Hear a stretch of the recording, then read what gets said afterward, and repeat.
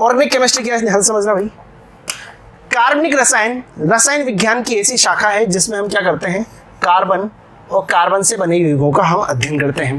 Carbon का यहाँ पे नाम आ रहा है कार्बनिक रसायन। ऑर्गेनिक केमिस्ट्री का मतलब क्या हो गया, कार्बनिक रसायन, जहां पे हम किसकी बात करेंगे, कार्बन की बात करेंगे, और कार्बन से जो यौगिक बनते हैं, जो कंपाउंड बनते हैं, उनकी हम बात करते हैं। ठीक है, तो सबसे पहले कार्बन के ऊपर बात कर लें क्या, बोलो भाई।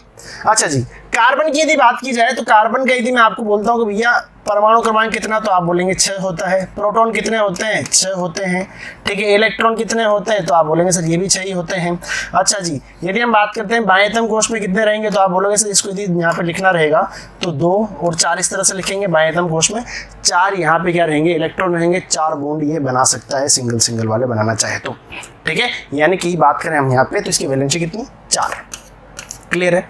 अच्छा, अब आप एक बात देखो यहाँ पे, यदि मैं बात करता हूँ ऑर्गेनिक में, तो देखो ना जितने भी हम ऑर्गेनिक लेके चलेंगे उसमें क्या करेंगे, 2 बातों के बारे में हम पढ़ेंगे। पहली बात तो देखना, कार्बन और कार्बन की यौगिकों की मैंने बात की ना, तो ये यौगिक जो है वो बने कैसे हैं, उनका विरचन कैसे हुआ है, ठीक है, उन्हें बनाया कैसे गया है, उनके गुण क्या हैं, तो वहां पे आपको पता चलेगा 2 तरह के गुण है भाई, एक तो भौतिक और दूसरा मेरे भाई रासायनिक।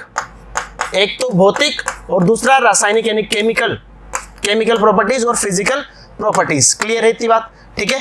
तो ये 2 चीजें हम यहाँ पे देखेंगे। पहला तो कौन सा, कि उनको हमने बनाया कैसे, प्रिपरेशन कैसे हुई है। उसके बाद में यहाँ पे हम बात करें गुणों की, तो कार्बनिक, उसके रासायनिक और भौतिक गुणधर्म क्या क्या है, इनके बारे में भी हम बात करेंगे। ठीक है।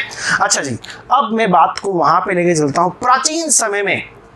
प्राचीन कब, थोड़ा टाइम पहले है ना, 100-200 साल पहले की बात कर रहा हूँ सर। कार्बनिक रसायन जो था उसका यहाँ पे स्टार्टिंग कहाँ से हुई, ठीक है। यदि हम स्टार्टिंग की बात करते हैं तो सबसे जो प्यारी थ्योरी है इसमें, ठीक है, वो दी है, वैज्ञानिक हुए हैं बहुत ही नामी, बर्जीलियस जी। उन्होंने दिया क्या, जैव शक्ति सिद्धांत। क्या नाम दिया भाई मेरे, जैव शक्ति सिद्धांत। सर जैव शक्ति सिद्धांत लगने से तो बहुत भयंकर लग रहा है, लेकिन क्या इसमें कुछ काम की बात निकल के आई क्या। तो देखो भाई, जैव शक्ति सिद्धांत किसने दिया, पहले तो लिख लेंगे बर्जीलियस। ठीक है, बर्जीलियस जी ने ये सिद्धांत दिया। अच्छा सर, इन्होंने इस सिद्धांत में क्या बोला, इन्होंने कुछ भी नहीं, ये बड़ी बड़ी रिसर्च कर रहे थे। एक दिन इनके दिमाग में एक ख्याल आ गया और उन्होंने बोल दिया कि जितने भी कार्बनिक यौगिक हैं सब किससे मिलके बने हुए हैं, सब के सब जीवों से मिलके बने हुए हैं। यानी कि जितने भी कार्बनिक यौगिक हैं सब जीवों से मिलके बनते हैं। किससे मिलके बनते हैं भाई मेरे, जीवों से मिलकर के ये बनते हैं। ठीक है, और वैज्ञानिक का काफी अच्छा नाम चला। ठीक है, लेकिन जैव शक्ति सिद्धांत फेल हुआ। अब फेल किसने किया यार, इतना बड़ा सिद्धांत, यानी इतना बड़ा स्टेटमेंट दे दिया बंदे ने कि यार जितने भी कार्बनिक यौगिक हैं वो सब किससे मिलके बने हुए हैं, जीवों से ही उत्पन्न होते हैं। लेकिन उसके बाद में एफ वोलर, ध्यान देना भाई, एफ वोलर एक वैज्ञानिक है। इन्होंने क्या किया भाई, इन्होंने क्या किया, अमोनियम साइनेट, क्या बोला मैंने, अमोनियम साइनेट, अमोनियम साइनेट लिया, प्रयोगशाला में कदम रखा और अमोनियम साइनेट से इन्होंने बना दिया क्या मेरे भाई, यूरिया। क्या बना दिया, यूरिया। इनके दिमाग में बात आ रही थी कि यार बर्जीलियस जी ऐसा कैसे बोल गए जैव शक्ति सिद्धांत में कि कार्बनिक यौगिक यहाँ पे जीवों से ही बन रहे हैं।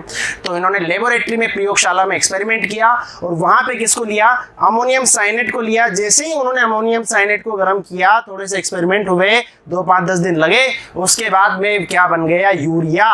तो यहाँ पे देखा जाए तो यूरिया जो होता है मेरे भाई, वो क्या होता है, एक ऑर्गेनिक कंपाउंड होता है। क्या होता है ये, एक कार्बनिक यौगिक होता है। क्या होता है ये, एक कार्बनिक यौगिक होता है। क्या होता है ये, कार्बनिक यौगिक होता है।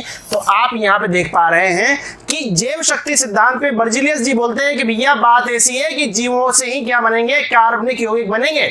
लेकिन उसके बाद में वैज्ञानिक आए, कौन से, एफ वोलर। उन्होंने इस बात को नकार दिया। उन्होंने बोला कि ये देखो मैंने अमोनियम साइनेट से यूरिया बना लिया, और यहाँ पे जो अमोनियम साइनेट है वो कोई जीव नहीं है, वो कोई जीव नहीं है, लेकिन जो यूरिया है वो कार्बनिक यौगिक है। भैया तुम्हारा तो खात्मा निश्चित है। और इस जगह पे जैव शक्ति सिद्धांत को खत्म कर दिया गया, यानी कि ये सिद्धांत पूरी तरीके से खत्म हो गया, खात्मा हो गया, यानी कि निपटारा हो गया इस सिद्धांत का।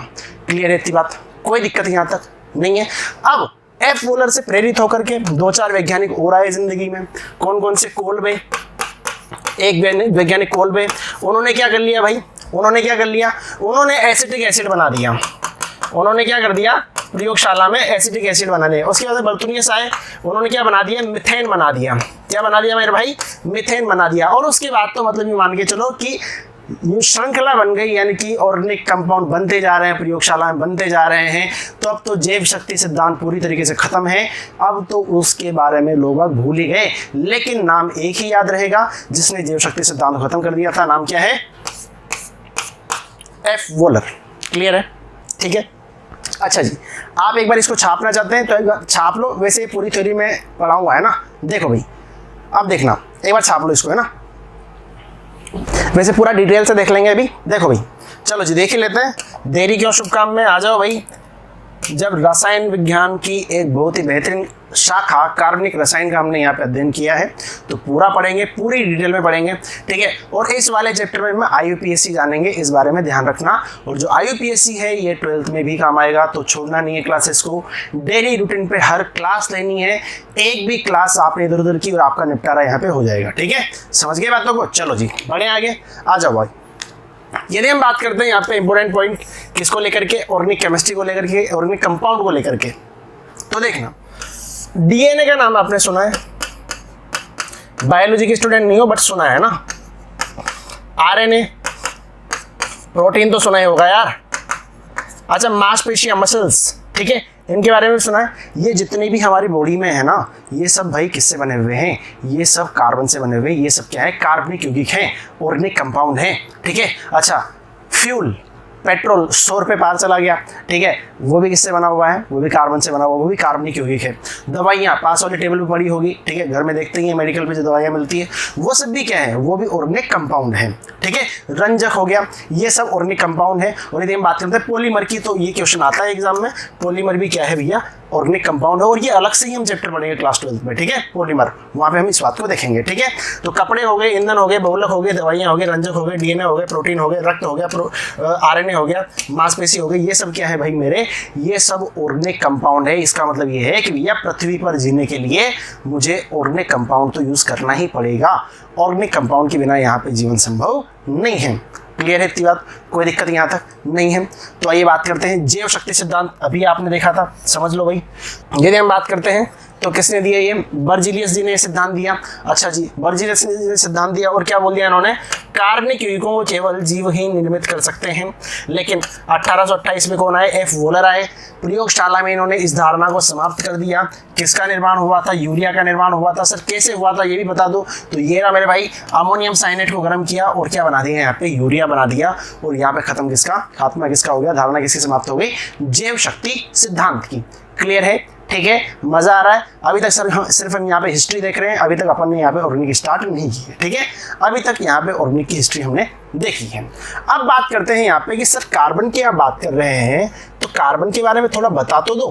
हाँ, कार्बन की बात कर रहे हैं तो कार्बन के बारे में थोड़ा बता तो दो। कार्बन में गुण कौन सा पाया जाता है? तो सबसे पहला गुण इसमें पाया जाएगा श्रृंखला बनाने का। क्या बोला मैंने? श्रृंखला बनाने का। साथ में बोलेंगे मेरे श्रृंखला बनाने का। श्रृंखला कैसे सर? भाई ये देखो, ये लो जी, ये श्रृंखलाएं तो बन रही है ना, एक चेन ही तो बन रही है ना। यानी कि ये क्या कर सकता है? चेन बना सकता है। कार्बन क्या है? बहुत ही एक्सपर्ट है चेन बनाने में, श्रृंखला बनाने में। इसके बराबर एक्सपर्ट कोई भी नहीं है, ठीक है। अगली बात देखेंगे। अच्छा, अभी आपको बताया था मैंने, कार्बन का जो परमाणु क्रमांक होता है वो कितना होता है? 6। इलेक्ट्रॉन भी कितने होते हैं? 6 होते हैं, ठीक है। अच्छा, यदि मैं इसको लिखना चाहूँ तो 2 और 4 जो होता है, यानी कि 4 जो रहेगा, 4 इलेक्ट्रॉन जो रहेंगे इसके संयोजी कोश में रहेंगे। इसका मतलब 4 बॉन्ड बना सकता है, चतुर्संयोजी है।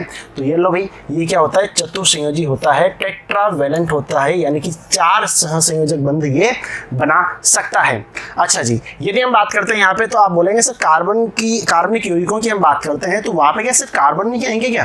बोलो भाई, आ सकते हैं कार्बन तो आएंगे आएंगे, साथ में कौन कौन आ सकते हैं, हाइड्रोजन भी आ सकता है, ऑक्सीजन भी आ सकता है, सल्फर भी आ सकता है, फास्फोरस भी आ सकता है, ठीक है, और नाइट्रोजन भी आ सकता है। ये आपको ध्यान रखना है, ठीक है।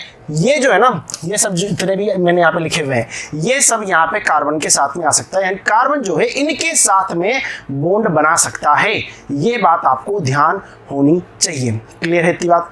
कोई दिक्कत नहीं, यहाँ पे कोई भी आपत्ति नहीं है, ठीक है। तो ये बातें आपको ध्यान रखनी है। पहली बात तो हमने देखो यहाँ पे क्या समझा, सबसे पहले बात तो हमने प्राचीन में देखा हमने ऑर्गेनिक केमिस्ट्री की हिस्ट्री में जाकर के कि भैया सबसे पहले जैव शक्ति सिद्धांत आया। जैव शक्ति सिद्धांत में क्या बोला गया कि जितने भी कंपाउंड है, ऑर्गेनिक कंपाउंड है, वो किससे मिलकर बने हुए हैं, वो जीवों से मिलकर बने हैं। बाद में एफ वोलर आए, उन्होंने प्रयोगशाला में एक्सपेरिमेंट किया। एक्सपेरिमेंट में उन्होंने क्या बताया कि भाई देखो मैंने यहाँ पे अमोनियम साइनेट से क्या बना दिया, यूरिया बना दिया, और यहाँ पे धारणा खत्म हो गई जैव शक्ति सिद्धांत की, ठीक है। उसके बाद हमने देखा कि कार्बन के जो मुख्य गुण हैं वो कौन कौन से हैं, ठीक है। तो अब मैं जहाँ तक मानता हूँ कि अभी तक आप इसको सिर्फ और सिर्फ इसको रिवाइज कर लो, ठीक है, ताकि एक बेस आपका बन जाए।